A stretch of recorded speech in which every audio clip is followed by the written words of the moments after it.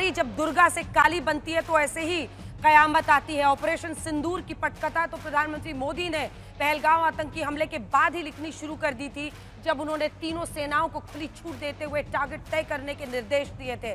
लेकिन ऑपरेशन सिंदूर को जिस परफेक्ट तरीके से, जिस परफेक्शन के साथ प्रिसिशन अटैक्स को अंजाम दिया गया है, तीनों सेनाओं ने जबरदस्त कामयाबी हासिल की है और आज पूरे देश में एक खुशी की लहर है। सबसे खास बात है कि प्रधानमंत्री नरेंद्र मोदी ने पाकिस्तान को सबक सिखाने के लिए इस मिशन के नाम को रखा ऑपरेशन सिंदूर।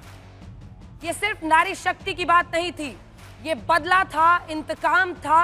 जिन महिलाओं के सामने उनके पतियों को पॉइंट ब्लैंक रेंज पर आतंकियों ने, पाक प्रायोजित आतंकियों ने पहलगाम में गोली मारी थी, एक एक बूंद आंसू का हिसाब लेने के लिए आज भारतीय फौज ने जबरदस्त कामयाबी हासिल की।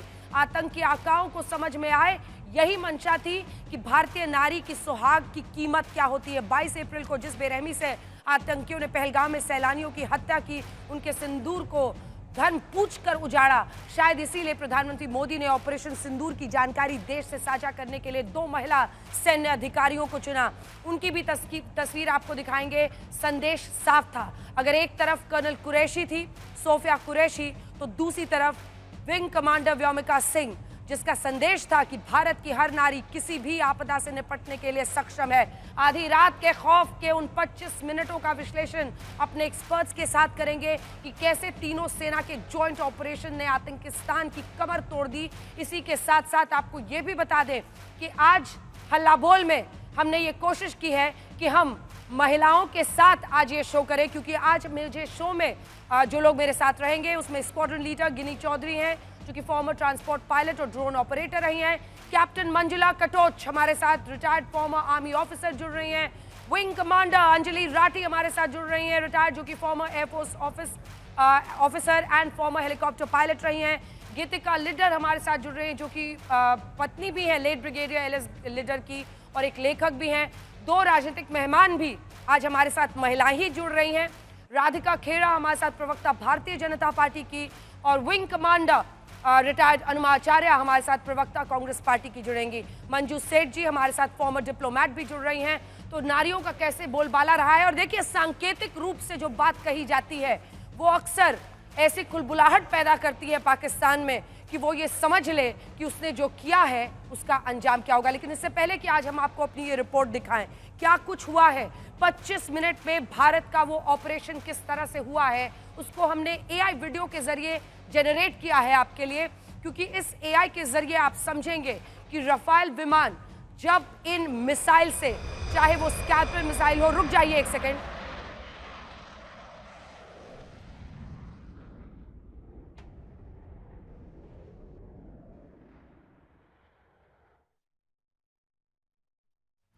हम आपको दिखाएंगे अपने इस एआई वीडियो के जरिए कि कैसे ये रफाल विमान में उड़ान भरते हैं। उनके अंदर जो, चाहे वो स्कैप मिसाइल हो या फिर हैमर मिसाइल हो, उससे लैस होकर वो फिर चाहे मुरीदके में हो आतंका सेंटर, चाहे बहावलपुर हो, सियालकोट हो, मुजफ्फराबाद हो, इन तमाम जगहों पर एक के बाद एक वो इन मिसाइल्स को दागते हैं। भारतीय वायुसेना हमेशा ही भारत के ही एयर स्पेस में रहकर इसको अंजाम देती है, क्योंकि हमारा मकसद वहां के सिविलियंस को मारने का नहीं था, हमारा मकसद वहां के आम लोगों को टारगेट करना नहीं था, हमारा मकसद न्याय और इंसाफ था। एक एक आतंकी हमले की मौत का बदला लेना था, और इसीलिए हमने 1 नहीं 2 नहीं 9 आतंकी ठिकानों को एक साथ 25 मिनट में मार गिराया। आइए आपको दिखाते हैं अपना ये एआई वीडियो।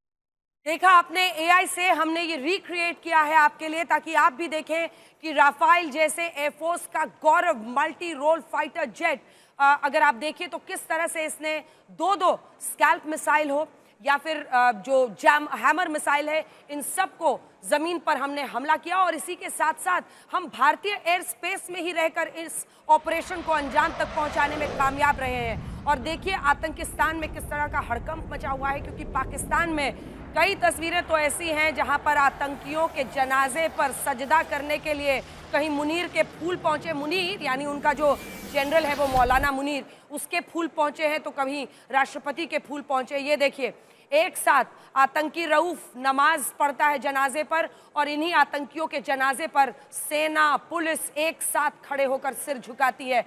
आतंक के मामले में इस एक हमले ने पाकिस्तान को बुरी तरह से एक्सपोज कर दिया है। इससे पहले कि हम चर्चा की शुरुआत करें, आइए दिखाते हैं आपको अपनी ये रिपोर्ट।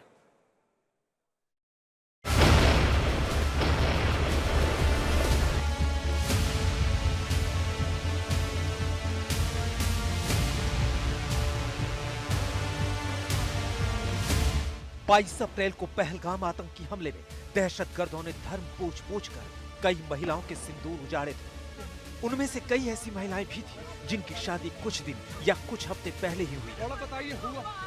आतंकी हमले के बाद पीएम मोदी ने देश से वादा किया था, पाकिस्तान को कल्पना से परे सजा मिलेगी। हमले की साजिश रचने वालों को उनकी कल्पना से भी बड़ी सजा मिलेगी। अब आतंकियों की बची खुची जमीन को भी मिट्टी में मिलाने का समय आ गया है। गृह मंत्री अमित शाह ने वादा किया था, आतंकियों को चुन चुन कर मारेंगे। हर व्यक्ति को चुन चुन कर जवाब भी मिलेगा, जवाब भी लिया जाएगा। आखिरकार पीएम मोदी और अमित शाह ने देश से किया वादा निभाया और पाकिस्तान घुटने टेकने को मजबूर हो गया। साथियों, भारत की सेना ने सटीकता, सतर्कता और संवेदनशीलता के साथ कार्रवाई की है। हमने जो लक्ष्य तय किए थे उन्हें ठीक समय तय योजना के अनुसार सटीकता से उन्होंने ध्वस्त किया है। पहलगाम हमले के 15 दिन बाद 6 मई को रात 1:05 पर भारत की तीनों सेनाओं ने पहले से तय टारगेट पर ताबड़तोड़ प्रहार शुरू कर दिया। सबसे खास बात है कि प्रधानमंत्री ने इस मिशन को नाम दिया ऑपरेशन सिंदूर। ये कार्यवाही नपीतुली, नॉन एस्केलेटरी, आनुपातिक और जिम्मेदारीपूर्ण है। यह आतंकवाद की इंफ्रास्ट्रक्चर को समाप्त करने और भारत में भेजे जाने वाले संभावित आतंकवादियों को अक्षम बनाने पर केंद्रित है। जब तक पाकिस्तान को कुछ समझ आता, 25 मिनट में पाकिस्तान और पीओके के 9 आतंकी ठिकानों पर ऐसे बम बरसे और हमारी मिसाइलों ने आतंकियों के आकाओं के अड्डों को कुछ ही मिनटों में खंडहर में तब्दील कर दिया। भारत की तरफ से मुंहतोड़ जवाब में 90 से ज्यादा आतंकी ढेर होने की बात सामने आ रही है। आतंकियों ने जिस तरह हमारी बेटियों के सिंदूर उजाड़े थे, इसीलिए मोदी सरकार ने ऑपरेशन सिंदूर की प्रेस ब्रीफिंग के लिए 2 महिला सैन्य अधिकारियों को चुना, जिससे पूरी दुनिया में संदेश दिया जा सके कि भारतीय नारी दुर्गा है, लेकिन असुरों के नाश के लिए वो काली बनने में देर नहीं लगाती।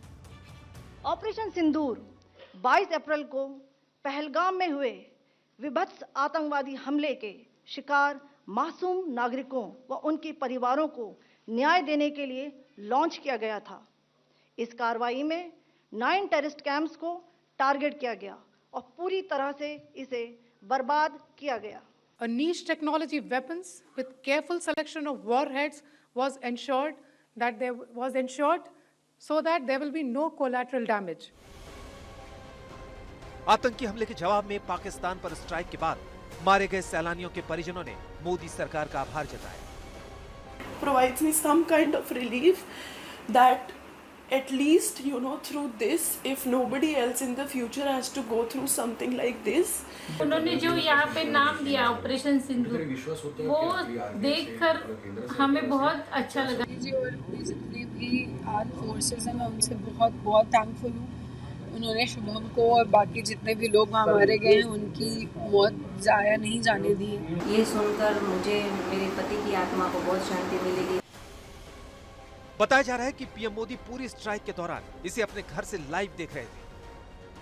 पीएम ने ऑपरेशन सिंदूर की सफलता के बाद तीनों सेनाओं को बधाई देते हुए कहा कि पूरा देश इस पल पर गौरवान्वित महसूस कर रहा है। पीएम मोदी ने कैबिनेट बैठक में ऑपरेशन सिंदूर के बारे में ब्रीफ किया तो सहयोगी मंत्रियों ने मेज थपथपाकर पीएम मोदी का आभार जताया। वहीं कल मोदी सरकार ने ऑपरेशन सिंदूर पर सुबह 11 बजे सर्वदलीय बैठक भी बुलाई है। विपक्ष ने ऑपरेशन सिंदूर की सफलता को लेकर सेना को बधाई दी। हम अपने जांबाज सैनिकों के साहस, दृढ़ संकल्प और राष्ट्रभक्ति को सलाम करते हैं। पूरा समर्थन, full support to our forces,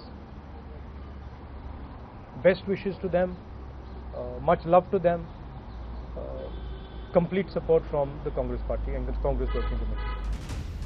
Bharat की तीनों सेनाओं के ज्वाइंट ऑपरेशन में जैश सरगना मसूद अजहर के परिवार के 10 लोग भी मारे गए। खबर है कि बीबीसी को दिए इंटरव्यू में मसूद ने रोते हुए कहा कि वो भी इस हमले में मर जाते तो ज्यादा अच्छा रहता। भारत ने पाकिस्तान पर कार्रवाई करते हुए ना पाकिस्तानी सैन्य ठिकानों को निशाना बनाया और ना ही रिहायशी इलाकों को कोई नुकसान पहुंचाया। ऑपरेशन सिंदूर के दौरान हमारे शूरवीरों ने सटीक टारगेट करके सिर्फ आतंकियों के अड्डों और आतंकी संगठनों के मुख्यालयों पर वार किया। भारत के कड़े तेवर देखकर पाकिस्तान सदमे में है। पाकिस्तानी हुकूमत और उसकी कायर सेना के जनरल आसिम मुनीर का हलक सूख गया है। अभी भी पाकिस्तान को डर है कि कहीं भारत एक बार फिर आफ्टर शॉक न दे दे। आज तक हमारी शान है ये, हमारा गर्व है ये भारत का सम्मान है और भारतीय सेना की जय हिंद है जिन्होंने जबरदस्त तरीके से इन प्रिसिशन स्ट्राइक्स को अंजाम दिया। आप सोचिए, बड़े बड़े मुल्क विश्व के ये कहते हैं कि वो सर्जिकल स्ट्राइक्स कर रहे हैं, प्रिसिशन स्ट्राइक्स कर रहे हैं, लेकिन फिर भी कोलैटरल डैमेज होता है। अक्सर खबरें आती हैं कि आम नागरिकों की मौत हो गई, जिसको लेकर ह्यूमन राइट्स वाले सामने आते हैं, लेकिन इस बार हमने अभी तक जितनों को मारा है वो एक एक आतंकी जो मारा गया है, आंसुओं का हिसाब हुआ है। ये न्याय की जवाबी कार्रवाई थी। और अब लेकिन सबसे बड़ी बात जो अपने दर्शकों को आज मैं बताना चाहती हूँ इस पूरे ऑपरेशन के बारे में, ये बात आप समझिए कि अब तक हम पीओके पर या कुछ लॉन्च पैड्स पर आतंकियों के जो पैड्स होते थे उन पर हम हमला करते थे, या फिर आतंकी संगठनों के सिर्फ ठिकाने जो छोटे पीओके में होते थे। इस बार हम पाकिस्तान में, बिना पाकिस्तान एयर स्पेस में गए हुए, पाकिस्तान के पंजाब में, जो कि उनका सबसे समृद्ध प्रांत है, जहां पर उनके बड़े बड़े आका रहते हैं, हम पंजाब में मारने में कामयाब हुए हैं। एक नहीं 4 ठिकाने, और वो चारों ठिकाने पंजाब पाकिस्तान के हम आपको बनाएंगे। और ये आपका सीना गर्व से चौड़ा कर देना चाहिए, क्योंकि सबसे पहला जो हमारा टारगेट रहा है, टारगेट 1 के साथ हम शुरुआत करना चाहते हैं, क्योंकि सवाई नाला कैंप मुजफ्फराबाद जो पीओके का है, एलओसी से लगभग 30 किलोमीटर इसकी दूरी है, लश्कर का ट्रेनिंग सेंटर था। और आज जब कर्नल कुरैशी और विंग कमांडर व्योमिका सिंह आई थी, उन्होंने बताया था सबसे पहला जो हमारा अटैक हुआ है वो इसी कैंप पर हुआ है, सवाई नाला कैंप मुजफ्फराबाद, जहां पर एलओसी से 30 किलोमीटर दूर। और आप जानते हैं लश्कर के इस ट्रेनिंग सेंटर से क्या क्या आतंकी घटनाओं को अंजाम दिया गया है। 30 अक्टूबर में, अप्रैल के महीने में, ये 2024 की बात है, जब सोनमर्ग और गुलमर्ग में आतंकी हमला हुआ था। 22 अप्रैल 2025 को पहलगांव हमले के आतंकियों ने यहीं पर ट्रेनिंग ली थी, जिसके बाद उन्होंने इस घटना को अंजाम दिया था। अब जो दूसरा टारगेट हमारा है वो हम आपको दिखाना चाहते हैं। ये है साइदना बिलाल कैंप, ये भी मुजफ्फराबाद पीओके में है। जैश ए मोहम्मद का ये ट्रेनिंग स्टेजिंग एरिया है, क्योंकि एक बार ट्रेनिंग हो जाती है उसके बाद उनको यहीं पर लाया जाता है। स्टेजिंग एरिया इसे कहा जाता है, जहां पर हथियार, विस्फोटक और जंगल में कैसे जिंदा रहना है, जंगल सर्वाइवल, वही जो उनको देते हैं वो काजू बादाम किशमिश जो अजमल कसाब से भी मिला था, ये सब देकर उनको सिखाते हैं कि कई दिनों तक जंगल में अगर छिपना पड़े तो आप कैसे, जंगल सर्वाइवल ट्रेनिंग का भी ये सेंटर है। तो वहां पर भी हमने विस्फोट से उसे उड़ा दिया है। तीसरा गुलपुर कैंप कोटली पीओके में ही है, एलओसी ये भी 30 किलोमीटर की दूरी पर है। लश्कर तैयबा का ये बेस था। आप सोचिए कितनी बड़ी सफलता है, जो राजौरी और पुंछ में सक्रिय था। 2023 में पुंछ हो, 2024 में तीर्थयात्रियों के बस पर हमले के आतंकियों का हो, ये सब की ट्रेनिंग इसी कैंप में हुई थी। इसीलिए मैं बार बार कह रही हूँ, सिर्फ पहलगाम का बदला नहीं है, ये पुलवामा, उरी, हमारे जो श्रद्धालु जा रहे थे अमरनाथ, उनकी सबका, यहाँ तक कि ये कांधार में जिस आतंकी को हमने छोड़ा था मसूद अजहर, उसके भी कैंप पर हमला, यानी प्लेन हाईजैक तक का बदला हमने लिया है इन सब से। बरनाला कैंप जो चौथा है उस पर आइए।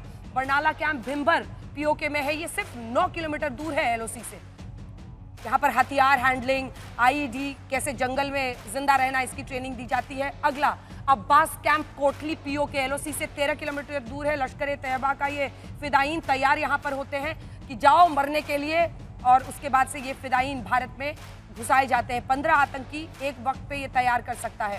सर्जिकल कैंप सियालकोट, अब वो एक एक करके एड्रेस आ रहा है जिसको गर्व से हर भारतीय कह सकता है। Surgical camp Sialkot, Punjab, Pakistan. सबसे समृद्ध इलाका ये पाकिस्तान का है, और इसी से ये साबित होता है कि हमने इस बार पाकिस्तान में मारा है, भारतीय एयर स्पेस में रह के मारा है, राफेल के दम पर अपने स्कैल्प और हैमर मिसाइल से मारा है। ये इंटरनेशनल बॉर्डर से लगभग 6 किलोमीटर की दूरी पर है, और मार्च 2025 में जम्मू कश्मीर पुलिस के 4 जवानों की हत्या की गई थी, उनकी यहीं पर ट्रेनिंग हुई थी। महमूना जोया सेंटर, ये बहुत बड़ा उनकी फैसिलिटी आप समझिए, सियालकोट पंजाब, एक बार फिर से पंजाब पाकिस्तान, 12 से 18 किलोमीटर इंटरनेशनल बॉर्डर से दूर है, पाकिस्तान के अंदर है। हिजबुल मुजाहिदीन का बड़ा आतंकी अड्डा है। कठुआ, पठानकोट एयरबेस पर हमला, इन सब को यहीं पर अंजाम दिया गया था, प्लान किया गया था। इसके बाद आइए मरकज तैयबा, ये लश्कर का सबसे बड़ा, इसको आप हेडक्वार्टर कह सकते हैं, मरकज तैयबा मुरीद के पंजाब पाकिस्तान, इंटरनेशनल बॉर्डर से 18 से 25 किलोमीटर, और ये लश्कर तैयबा का सबसे बड़ा ट्रेनिंग सेंटर है। 2000 में, ये साल 2000 में स्थापित हुआ था। 85 एकड़ में, 82 एकर्स में फैला हुआ है। मदरसा, 1000 आतंकियों की ट्रेनिंग, कसाब, हेडली सहित मुंबई हमले के सभी आतंकियों की यहीं पर ट्रेनिंग हुई थी। ये एपी सेंटर माना जाता है लश्कर के आतंक का। और उसके बाद, जिसका हम वीडियो भी आपको दिखा रहे हैं आज सुबह से, वो वीडियो भी दिखा दीजिए। मरकज सुभान अल्लाह, बहावलपुर, पंजाब पाकिस्तान, ये फिर पंजाब पाकिस्तान है। 15 एकड़ में फैला, पुलवामा हमले का साजिश करता जैश मोहम्मद चीफ मौलाना मसूद अजहर का आवास है। आज रोता बिलखता हुआ सबको इंटरव्यू दे रहा है कि मेरे पूरे परिवार को खत्म कर दिया, 10 लोगों को मेरे परिवार का मार गिराया है, और इसी के साथ साथ वो कह रहा है कि अच्छा होता मैं भी मर जाता। लेकिन ऐसे व्यक्ति का क्या अंजाम होना चाहिए, ये भी भारत देख रहा है। 2015 से ऑपरेशन, अगर आप देखिएगा यहाँ पर क्या क्या व्यवस्था है, जिम है, स्विमिंग पूल है बहुत बड़ा, ये सब कुछ इसलिए तैयार किया गया है, यहीं पर पहले आतंकियों को खूब खुश किया जाता है, इंडोक्ट्रिनेशन उनका किया जाता है, और फिर राजस्थान के बीकानेर इंटरनेशनल बॉर्डर से आपको बता दें 100 किलोमीटर दूरी है, हर जगह से आतंकियों को घुसाया जाता है। ये जो बहावलपुर कैंप की तस्वीर दिख रही है, ये वीडियो जरा फुल फ्रेम भी हम लोग दिखा सकते हैं, क्योंकि ये जो मरकज चूर चूर हुआ है, वो मरकज जो शान से पहले खड़ा होता था, वो किस हाल में पहुंचा है, ये हमने आपको दिखा दिया। एक एक करके सबसे पहले जो सेना के हमारे तमाम लोग हैं, उनसे मैं छोटा छोटा रिएक्शन लूंगी। उसके बाद जो राजनीतिक मेहमान हमारे हैं, उनका हम रुख करेंगे। ये मरकज सुभान अल्लाह बहावलपुर का देख रहे हैं, और उसके बाद जो उसकी हालत हुई है वो भी दिखा दीजिए वीडियो। चूर चूर और जबरदस्त प्रिसिशन अटैक। सोचिए 5 गुंबद थे, उनमें से 4 ध्वज दिख रहे हैं, गुंबद के बीचों बीच से सब कुछ है। जो दिन के उजाले का वीडियो है, वो वीडियो एक बार दिखा दीजिए।